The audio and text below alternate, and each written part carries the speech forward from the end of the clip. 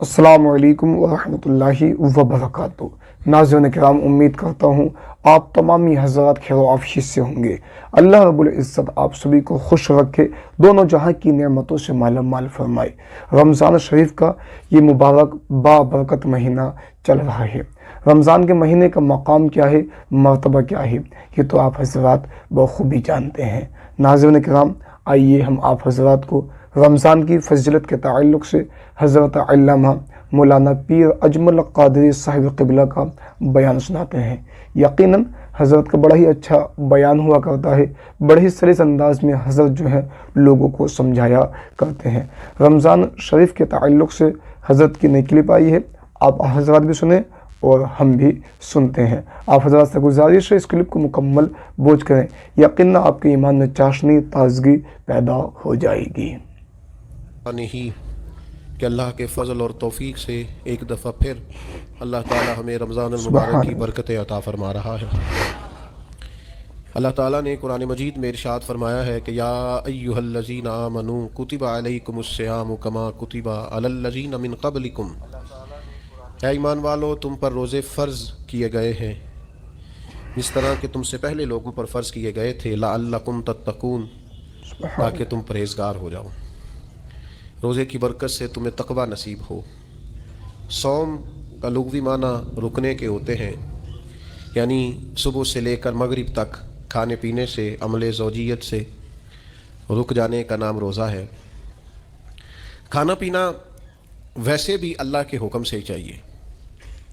सारे परिंदे हवा में उड़ते हैं पर सारे नहीं खाने चाहिए, वही खा सकते हैं जिनको शरीयत ने जायज़ करार दिया।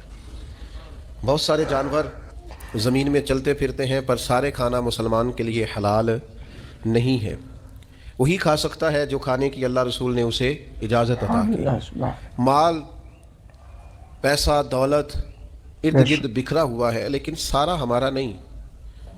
हम वही खा सकते हैं जो हमारे रब ने हमारे लिए जायज़ रखा है और जो हमारा हक़ है। खाना पीना पहले भी मुसलमान का अल्लाह की मर्ज़ी से ही है। हर चीज़ हर शय खा सकता नहीं है। बस रमज़ान में एक पाबंदी और लगा दी कि जो जायज़ भी है, जो हलाल भी है, जो तैयब भी है, बस तुम्हारे रब की मर्ज़ी है कि तुमने सुबह से लेकर मगरिब तक वो भी नहीं खाना। बस पहले भी पाबंद है अल्लाह के हुक्म के, और रमज़ान में एक पाबंदी और करनी है और रोज़ा रखना है। और उस रोज़ा कितनी को महबूब चीज़ है अल्लाह को, कितनी को पसंद है। निसाई में हदीस है, एक सहाबी नबी करीम अलैहिस्सलाम के हुजूर हाजिर हुए और अर्ज़ की, या रसूल अल्लाह सल्लल्लाहु ताला अलैहि वसल्लम, मुझे कोई ऐसा अमल बताएं जो मुझे नफ़ा दे। मुतलक आमाल में से जितने भी आमाल मौजूद हैं अल्लाह की रज़ा के लिए करने वाले, उनमें से उसने कोई किसी अमल का उन्होंने सवाल किया। अर्ज़ गुज़ार हुए, या रसूल अल्लाह सल्लल्लाहु ताला अलैहि वसल्लम, कोई अमल बताएं जो मुझे नफ़ा दे। तो अल्लाह के हबीब अलैहिस्सलाम ने फरमाया, रोज़ा रख, इसकी मिसल दूसरा कोई अमल नहीं है। रोज़ा इतना बड़ा अमल है, इंसान को नफ़ा देने वाला, मुसलमान को फ़ायदा पहुँचाने वाला, कि इस जैसा दूसरा कोई अमल ये हदीस में हुजूर अलैहिस्सलाम ने बयान की। अब रोज़ा इतनी बड़ी सआदत, और करना क्या है, अल्लाह के हुक्म से खाना पीना है। जिस वक़्त उसने खाने से रोक दिया उस वक़्त रुक जाना है, जिस वक़्त इजाज़त दी है उस वक़्त खा लेना है। लेकिन नफ़ा इतना होगा कि हुजूर फरमाते हैं इस जैसा दूसरा अमल ही कोई नहीं। इतना फ़ायदा मंद काम है। रोज़े बड़ी गनीमत है। रमज़ानुल मुबारक का महीना बड़ी सआदत है। आप अंदाज़ा फरमाइए कि नबी पाक अलैहिस्सलाम ने हज़रत सलमान फ़ारसी रज़ी अल्लाह ताला अन्हु फरमाते हैं, रमज़ान से एक दिन पहले खुतबा दिया था बाकायदा, और हमें हुजूर ने रमज़ान की अज़मतों से आगाह किया। रमज़ानुल मुबारक सादत अफरोज़ घड़ियाँ होती हैं, इसका लम्हा लम्हा बरकत होता है, इसकी एक एक साथ खुदा का इनाम लेके आती है। रमज़ानुल मुबारक की एक एक घड़ी बख्शिश, मगफिरत, अल्लाह की अता, अल्लाह का करम, अल्लाह तबारक व तआला की रहमतों से भरपूर होती। ऐसे जैसे चारों जानिब खुदा की रहमत का मींह बरस रहा होता है। बस जिनकी झोलियाँ फैली हुई होंगी और जिनके दामन खुले हुए होंगे वो अपने दामन रहमत इलाही से भरपूर कर लेंगे। लेकिन सादी सी बात है भाई,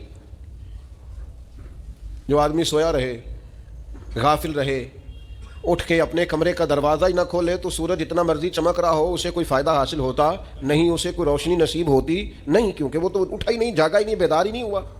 सुबह की आबो हवा बड़ी ठंडी होती है, बड़ी सेहत अफजा होती। لیکن اگر کوئی لوگ غافل ہی رہے اس میں اور صبح اٹھے ہی نہ، سیر کرے ہی نہ، فجر کو نکلے ہی نہ، اس کی غفلت اس پر طاری رہے، تو جتنا مرضی صبح کا سویرا ہو، جتنی مرضی راحتیں اور رحمتیں ہوں، اسے اس سے نفع حاصل ہوتا وہ تو اسی کو ہوگا جو اٹھے گا، آنکھ کھولے گا۔ تو اچھی طرح سمجھ لیجئے گا، رمضان المبارک کی سعادتیں اتنی بڑی ہیں، برکتیں اتنی زیادہ ہیں کہ حضور علیہ الصلوۃ والسلام نے فرمایا نفل کا ثواب فرض کے برابر، فرض کا ثواب 70 گنا بڑھا کے دیا جائے گا۔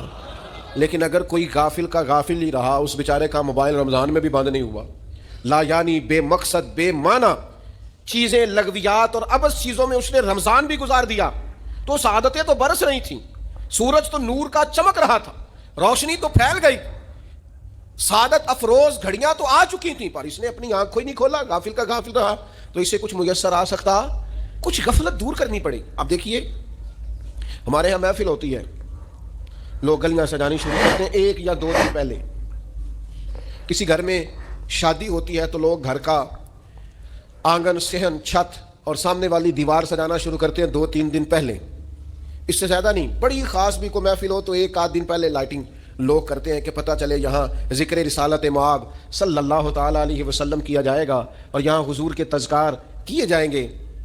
2-4 دن پہلے اگر کہیں لائٹنگ ہو جائے تو لوگ کہتے ہیں یار کوئی کمال ہی بات ہے کہ اتنے دن پہلے یہاں اتنی روشنیاں نظر آ رہی ہیں، تو انفرادی کام ہے، اس پر نظر جاتی ہے۔ آپ ذرا رمضان کی شان تو دیکھیں، حضور فرماتے ہیں سارا سال جنت سجائی جاتی ہے، کس لیے؟ حضور فرماتے ہیں رمضان المبارک کے لیے، سارا سال جنت سجا دی جاتی، اس کو تیار کیا جاتا ہے رمضان کی سعادت افروز گھڑیوں کے لیے، ان مقدس ایام کے لیے جو لے کر رمضان سایہ فگن ہوتا ہے، اس کے لیے پورا سال جنت کو سجایا جاتا ہے، تزئین و آرائش کی جاتی ہے، اور رمضان آتا ہے تو کریم کے کریمانہ فیصلے ہونے شروع ہو جاتے ہیں۔ کریمانہ فیصلے، ایک کریمانہ فیصلہ ہوتا ہے کہ دوزخ کے دروازے بند کر دو اور جنت کے سارے ہی دروازے کھول دو، اس کو راستہ کیا گیا ہے۔ پھر آپ کو پتہ ہے ایک انوکھی بات بھی آپ سے کرنی ہے، قانون نافذ کرنے والے اداروں کو نا مجرموں کا پتہ ہوتا ہے، ان کو پتہ ہوتا ہے کس کسی جگہ کچھ فسادی لوگ ہیں، وہ دیکھتے ہیں نا ملک میں کوئی خاص مہمان آ رہا ہے اور وطن کے لوگ اور وطن کو اس سے فائدہ ہوگا، استفادہ کریں گے لوگ اس کے آنے سے، وہ کیا کرتے ہیں ان فسادیوں کو پہلے بند کر دیتے ہیں، کہتے ہیں ایسا نہ ہو کہ یہ آ کے کوئی خرابی کرے، وہ منع کر دیتے ہیں۔ تو یاد رکھ لیں، سمجھ لیں، حضور فرماتے ہیں شیطان کو بھی قید کر دیا جاتا ہے۔ رمضان آنے والا ہے تو اللہ شیطان کو قید کر دیتا ہے، جکڑ دیتا ہے۔ فرمایا رمضان آ رہا ہے اور میرے بندوں نے اپنی بخشش کرانی ہے، انہوں نے میری عبادت کرنی ہے، انہوں نے روزے رکھنے ہیں، انہوں نے آ کر کے اللہ کے حضور معافیاں مانگنی ہے، اور رمضان کی ہر رات میں 70 ہزار یا بلا مثال و بلا تشبیہ اللہ جانے کتنے بے حساب لوگوں کی رب نے بخشش کرنی ہے۔ تو یہ شیطان بڑا مکار ہے، یہ کھلا ہوا دشمن ہے، کوئی خرابی نہ کر دے لہذا پہلے اسے باندھ دو، خرابی نہ کرے کسی قسم کی اسے باندھ دیا جاتا ہے۔ مہمان بھی آ گیا، خرابی کرنے والا بھی باندھ دیا، لیکن اگر فائدہ لینے والے پھر بھی فائدہ نہ لیں تو پھر ان سے کہا جائے گا کہ تمہارے پاس اب کوئی بہانہ بچا نہیں ہے، اب تمہارے پاس کوئی کسی قسم کا عذر باقی نہیں ہے۔ اب تو یہ تھا کہ تمہیں بخشش کرانا چاہیے تھی، استغفار پڑھنا چاہیے تھی، دعائیں کرنا چاہیے تھی، قرآن مجید کی تلاوت کو کثرت سے کرنا چاہیے تھا، لیکن چونکہ اب تم یہ بھی نہیں کہہ سکتے کہ مجھے شیطان نے گمراہ کر دیا، وہ تو باندھ دیا گیا ہے، تو فسادی کو ویسے ہی کنٹرول کر دیا گیا ہے۔ اب بھی تم اگر سوئے رہے، اب بھی اگر تم نے غفلت کی، اب بھی چھوٹے موٹے بہانے کر کے تراویحاں چھوڑتے رہے، اب بھی ذرا سی سستیاں کر کے ادھر ادھر نکلتے رہے، اس کا مطلب یہ ہے کہ پھر تم استفادہ کر سکے، تم نے سستی کا مظاہرہ کیا، تم نے جان۔ اور اب دیکھیں جب اتنے بندوبست کیے تمہارے لیے، ثواب بھی بڑھا دیا، اجر بھی بڑھا دیا، تمہارے لیے جو فساد پیدا کرنے والا شیطان تھا وہ بھی قید، لیکن اگر تم پھر بھی عمل نہ کرو، پھر بھی مسجد نہ ہو، تو پھر حدیث پاک سن لے۔ ناظرین کرام، یہ تھے حضرت علامہ پیر اجمل قادری صاحب قبلہ۔ یقیناً آپ حضرات نے حضرت کا بیان پورا سنا ہوگا۔ اگر مکمل کمپلیٹ بیان آپ حضرات نے حضرت کا سنا ہے تو آپ لوگوں کو پتہ چل گیا ہوگا رمضان شریف کا مقام کیا ہے، روزے کی حیثیت کیا ہے، اللہ رب العزت حضرت کی عمر میں اپنے رحمتوں کا برکتوں کا نزول فرمائے۔ السلام علیکم ورحمۃ اللہ۔